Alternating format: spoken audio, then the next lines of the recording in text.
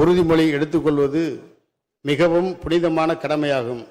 எனவே உறுதிமொழி எடுக்கும் நிகழ்ச்சி முழுவதும் நிறைவேறும் வரை உறுப்பினர்கள் அனைவரும் பேரவையிலே அமைதியாக அமர்ந்திருக்குமாறு கேட்டுக்கொள்கிறேன்.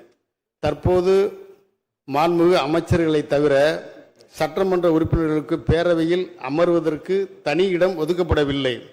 தேர்ந்தெடுக்கப்படவிருக்கின்ற மாண்புமிகு பேரவைத் தலைவர் அவர்கள் சட்டமன்ற பேரவை விதிகளின்படி உறுப்பினர்களுக்கு தனி இடம் ஒதுக்கி தருவார்கள்.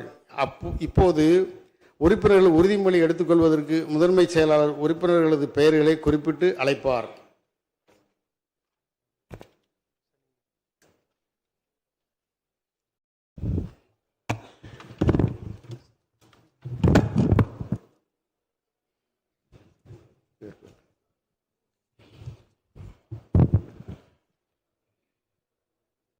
மாண்புமிகு முதலமைச்சர் அவர்கள் பெரம்பூர் தொகுதி.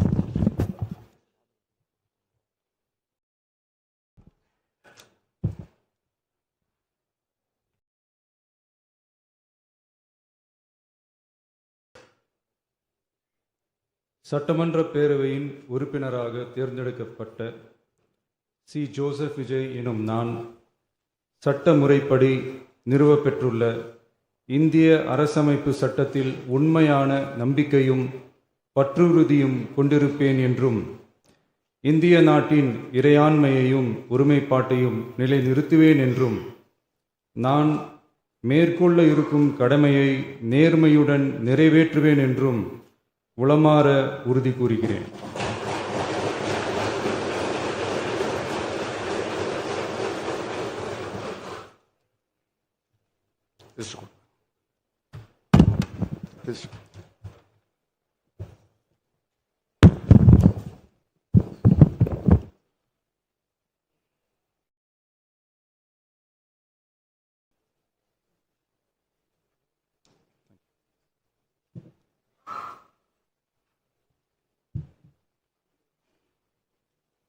மாண்புமிகு திரு என்.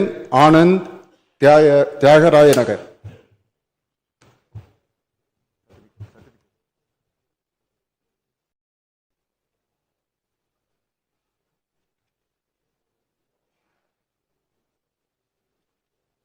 சட்டமன்ற பேரவையின் உறுப்பினராக தேர்ந்தெடுக்கப்பட்ட